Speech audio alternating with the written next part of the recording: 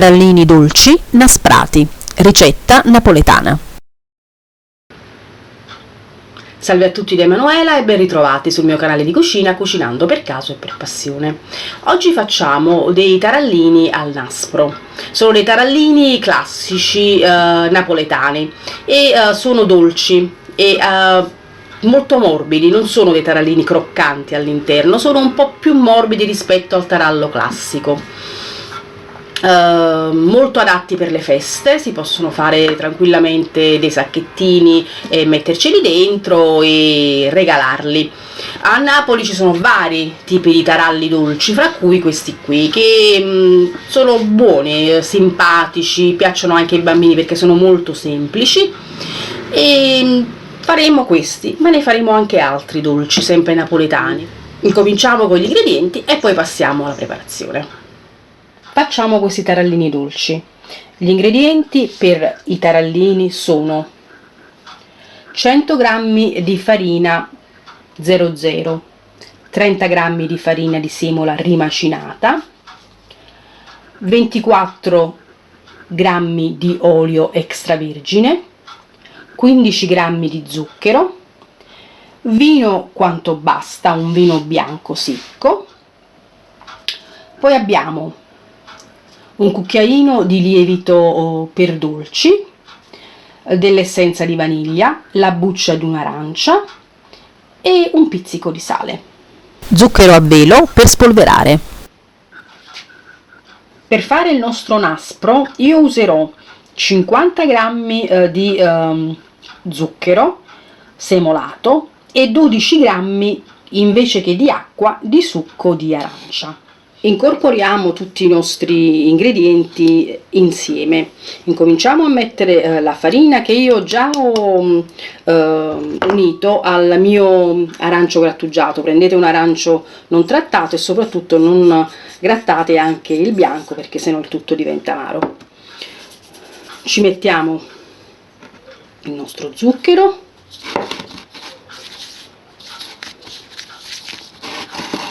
il nostro lievito, il pizzico di sale, quindi abbiamo messo, diciamo, tutta la parte secca. Adesso ci mettiamo anche il nostro olio,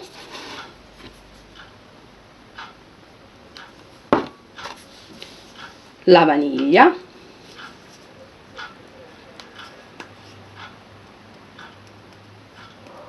io ho questa qui, questa essenza è molto buona perché è una vaniglia bourbon molto buona. Voi se avete la vanillina usate la vanillina. E adesso incominciamo a mettere un poco di vino bianco. Deve venire un impasto omogeneo ma non troppo duro.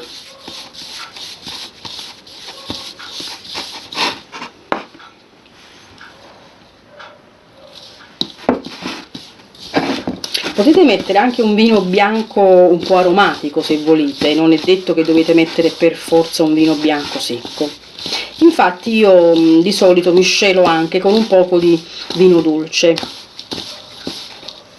però insomma è a gusto ovviamente.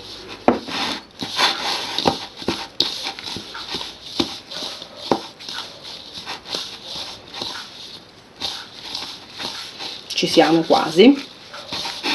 E adesso mi porto il mio impasto sulla spianatoia per lavorarlo un poco.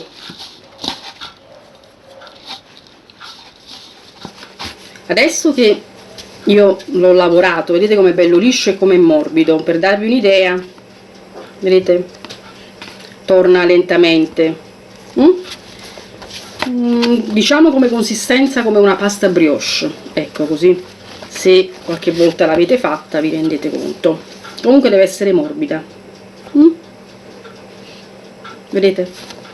Adesso prendiamo un pezzetto alla volta senza mettere farina sotto perché sennò vengono non attaccaticci da poterli lavorare.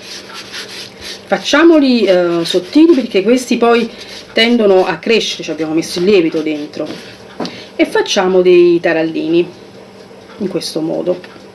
Mozziamo io me li aggiusto un poco. Fate un buco abbastanza largo perché poi tenderanno a restringersi. E mi sono preparata già una teglia con la carta forno e ce li poggio dentro, distanziamoli perché cresceranno, e ce li facciamo tutti così, e poi li inforniamo in forno preriscaldato a 180 gradi.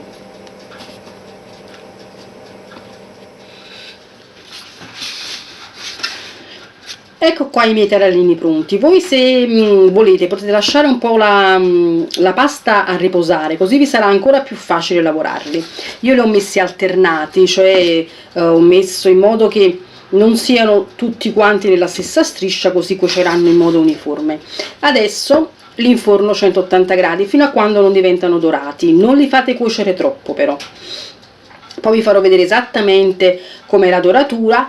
E se vogliamo lasciarli così ci possiamo mettere anche dello zucchero di canna sopra e li lasciamo così, ma noi abbiamo detto che li facciamo con un poco di naspro, così. Ecco qui i nostri tarallini pronti. Adesso li facciamo raffreddare e poi ci facciamo il nostro naspro intorno. Ho messo lo zucchero e il succo di arancia nella pentolina e poi adesso l'ho messo sul fuoco, fiamma media. Dobbiamo fare una specie di caramello, però non deve imbiondire.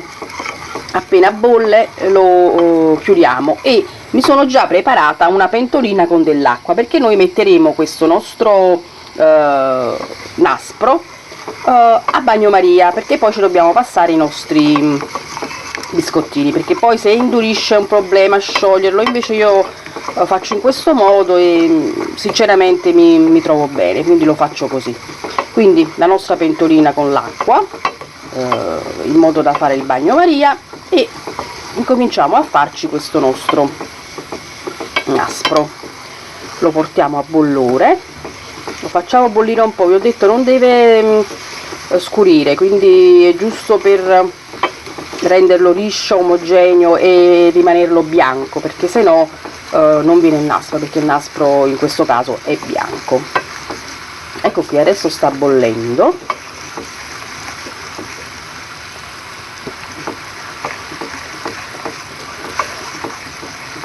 Lo facciamo giusto bollire proprio un pochettino, e adesso appena sentite, voi lo sentite che incomincia a indurirsi, lo chiudiamo e ce lo portiamo sul bagnomaria, così. Ok, benissimo. Adesso che praticamente è sul nostro bagnomaria, noi ci incominciamo a passare i nostri tarallini. Io ho preparato un vassoietto con della carta forno e ci sto mettendo i miei tarallini, che prima però ho spolverizzato con dello zucchero a velo e poi ho levato l'eccesso, questo per far aderire meglio il nostro naspro. Questa è un'altra cosa che faccio io, non so se si fa in genere, ma io la faccio. Passiamo i nostri tarallini rigirandoli nel naspro e poi ce li posiamo sul nostro vassoio e ce li facciamo tutti quanti così. Chiaramente dovranno raffreddare bene, perché una volta raffreddati diventeranno un po' bianchi, perché il naspro a quello serve, a farli diventare un po' bianchi.